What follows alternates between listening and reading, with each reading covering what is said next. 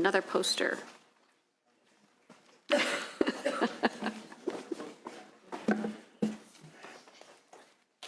Thank you.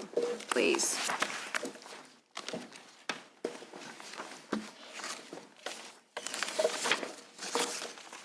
Please, Mr. Yes. Okay, Madam Chair and members, I am pleased to present SB 1178, which requires the superintendent to create a poster directing students of a phone number to call to report child abuse or neglect. Schools would be encouraged to put this poster in an area where children can visibly see it. A year after Texas passed a similar law, the Texas Department of Family and Protective Services received 38,000 more calls of suspected abuse than in the previous year. Last year, Missouri has enacted a similar law. The committee analysis raises questions about the need for the bill. I strongly believe that children need to be provided with this information, whether it's through this bill or by the superintendent acting on his own to create these posters. With me today is Mark Klass with Klass Kids Foundation and Aaron Harper with Children's Advocacy Center. Thank you. In support of the bill. Yes, Madam Chairman. My name is Mark Klass. I am with the Klass Kids Foundation. I want to thank you for giving me an opportunity to testify on behalf of this piece of legislation. Directing the superintendent of public instruction to work with social service agencies to develop and post a poster that clearly states a 1-800 child abuse hotline number in areas of the school that children frequent is a perfect mechanism to accomplish two goals. Number one, give children the knowledge that they have the right to self-report abuse, and number two, give them the mechanism to be able to do that. According to the National Children's Alliance, in 2013, an estimated 679,000 children were victims of abuse and neglect in the United States. That breaks down to 80% who suffered neglect, 18% who suffered physical abuse, and 9% who suffered sexual abuse. According to a study by Time Magazine, as few as 1 in 10 of those incidents of abuse or neglect are actually confirmed by social service agencies. This tends to further marginalize children and create an environment where their ability to heal becomes even more and more difficult because of various codes of silence and the whole dynamic of this being a he said, she said type of a situation. Passing this bill into law will allow California to join not only Texas and Missouri, but Utah, West Virginia, Oregon, Kansas, Florida, and Alaska as states that have already passed similar types of legislation. Now, as the father of a child who was raped and murdered by a dangerous sexual predator, I understand the importance of doing whatever is necessary to protect our children from abuse and neglect. And I encourage you and urge you to vote yes on Senate Bill 1178. Thank you. Thank you. In support. Thank you, Madam Chairperson and council members. Thank you very much for the opportunity to speak on behalf of this bill and on behalf of children in California who have been abused, but who do not know where to go for help. I represent Children's Advocacy Centers of California.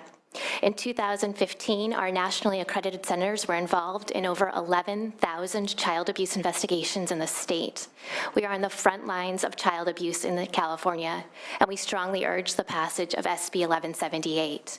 We know the best way to investigate child abuse cases, and we know the best mental health treatments and interventions to provide child abuse victims to put them on a path to healing. However, we cannot successfully treat child abuse victims and hold abusers accountable unless we know the abuse is taking place in the first place. One of the biggest myths about abused children is that they will immediately disclose they are being abused to an adult. This is not the case. One study estimated that only about 30% of children who had been abused will tell someone before they turn 18 about their abuse. Moreover, another study showed that in almost 40% of cases where a child did disclose abuse, they told a like-aged friend first. I have personally conducted over 600 forensic interviews of abused children for law enforcement and CPS. I cannot tell you the amount of times I have had a child tell me they told a friend or even multiple friends about their abuse months or years before it was finally reported to authorities and stopped. I can also not tell you how often I've asked a child why they did not tell an adult about their abuse sooner, only to be told, I didn't know who to tell, or I didn't know who would care. We strongly believe these posters would reach those children and their friends who might receive a disclosure from those children and let them know who and where they could tell and where they could go for help. It would also reinforce the idea that school is a safe place. I know there are concerns about why this bill has to be a law and not just a suggestion or a request. It has to be a law because of the gravity of this matter. Too often, abused children fall through the cracks. It is an issue that can be easy to ignore because often the signs of abuse are so well hidden. Bruises covered by long sleeves, years-long sexual abuse that leaves no physical marks on the body at all, emotional or behavioral issues that can easily be attributed to other causes. We need the state to signal how vitally important it is that we do all we can to reach each abused child, that we give children every tool possible to report if they have been hurt. These posters cannot just be a suggestion or a request or a good idea to get around to at some point. Too many children are being hurt, and too many children are suffering in silence right now, today. Please help us reach those children and do all we can to bring justice and healing that they deserve to them. Thank you for your time and consideration. Thank you. Any others in support? Is there any opposition to the bill? Are there any questions from members?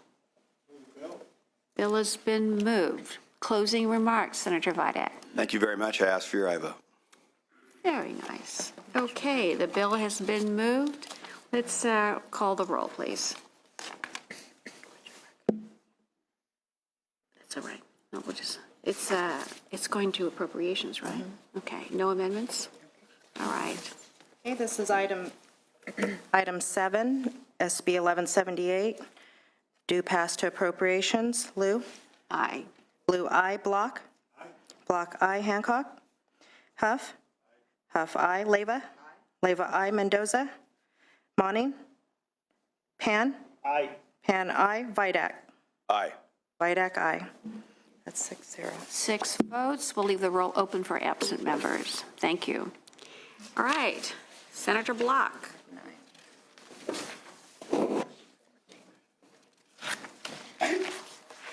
Bless you.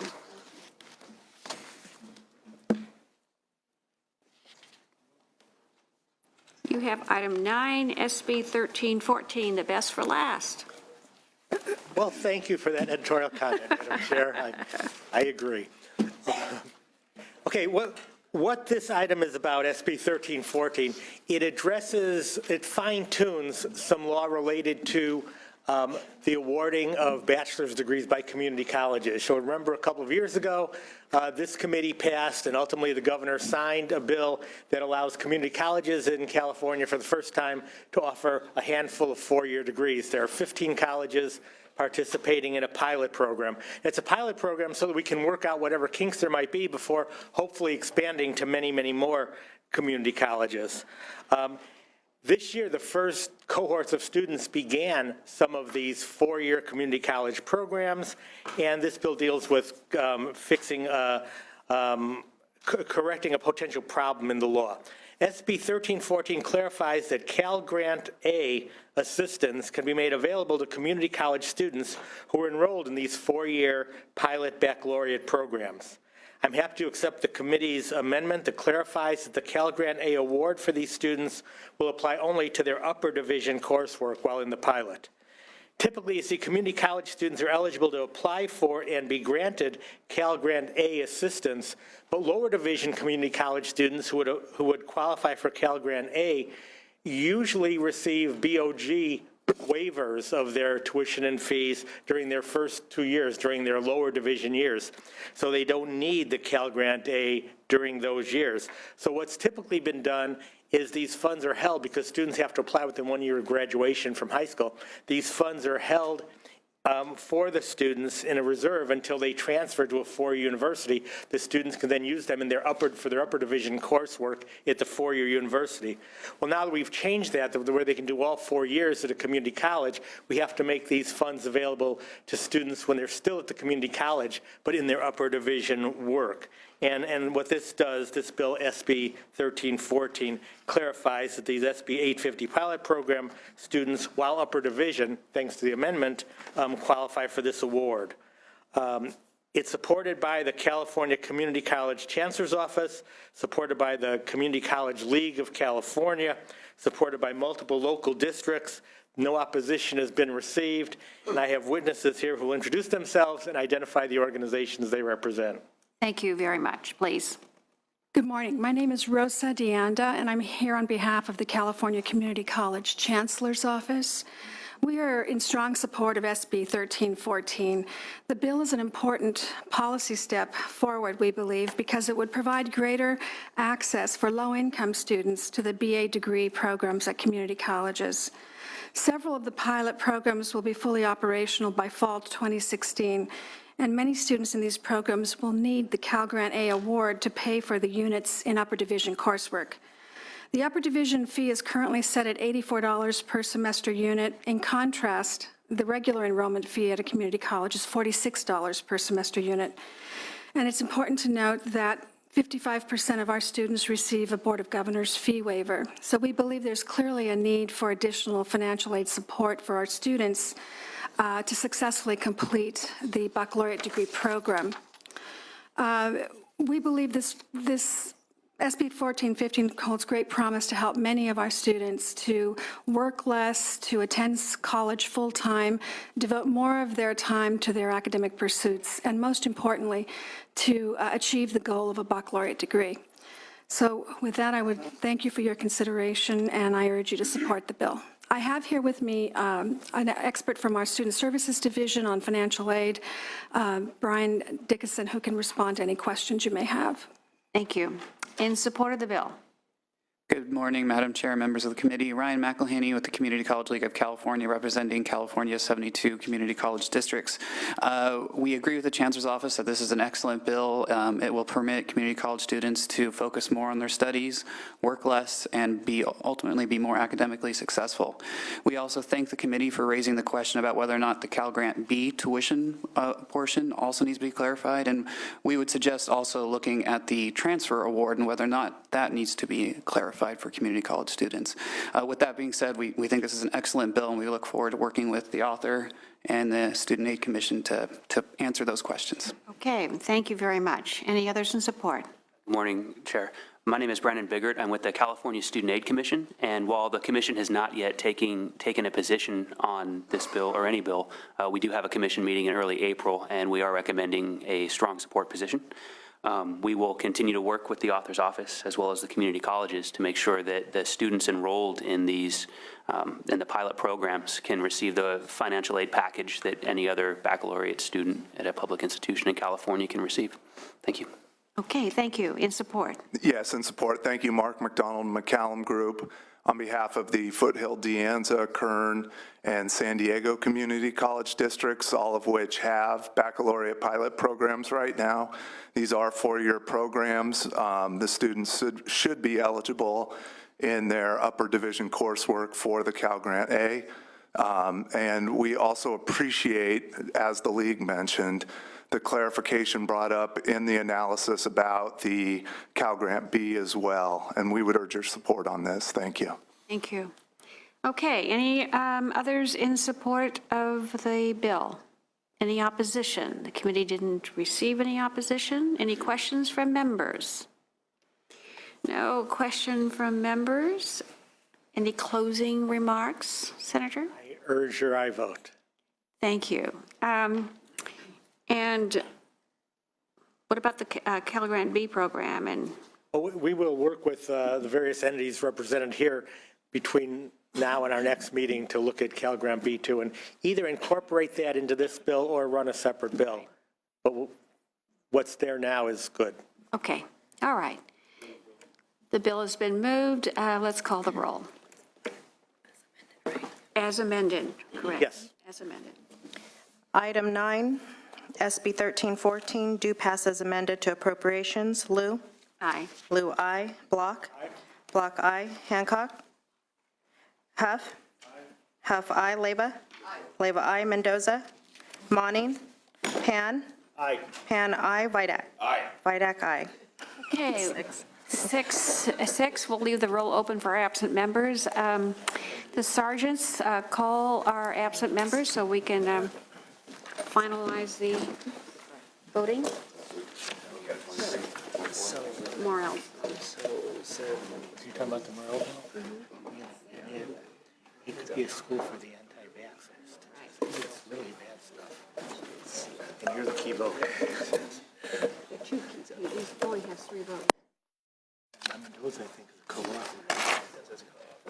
Four. So you would be the 5th. You can join the Republicans, you can be with us. So what I told Morrell is that He said for reconsideration. yeah, right, so I guess my question to you is that probably need substantial changes. Yes. Yeah, if it's even He going to can't land give me somewhere. any Right. clarity and credit.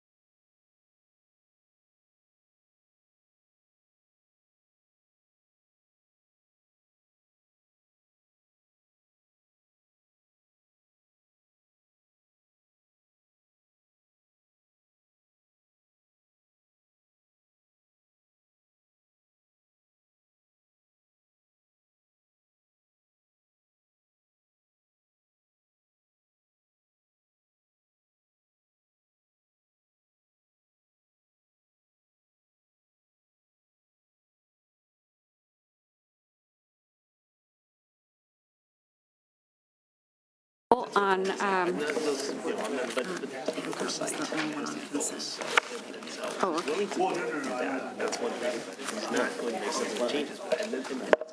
a little order. Let's start with item 1, SB 959, it's 7-2, the bill is out. Let's do the consent calendar, which was 5 issues here. Item 2, SB 1038 Allen, item 4, SB 1123 Leyva, item 5, SB 1154 Liu, item 6, SB 1169 McGuire with amendments, item 8, SB 1211 Huff. That was consent calendar. Call the absent members. Okay, the vote was 8-0, chair voting aye. Hancock. The consents are out.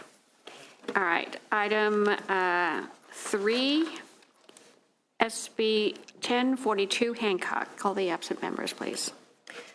The motion was due pass to appropriations. Chair voting aye. Mendoza. Aye. Mendoza, aye. Pan. Aye. Pan, aye. That's 8-1. 8-1, the bill is out. Item 7, SB 1178 VIAC. The motion was due pass to appropriations. The vote was 6-0, chair voting aye. Hancock. Mendoza. Mendoza, aye. Monning. Monning, aye. That's 8-0. 8-0, the bill is out. Item 9, SB 1314 block. The motion was due pass as amended to appropriations. The vote was 6-0, chair voting aye. Hancock. Mendoza. Mendoza, aye. Monning.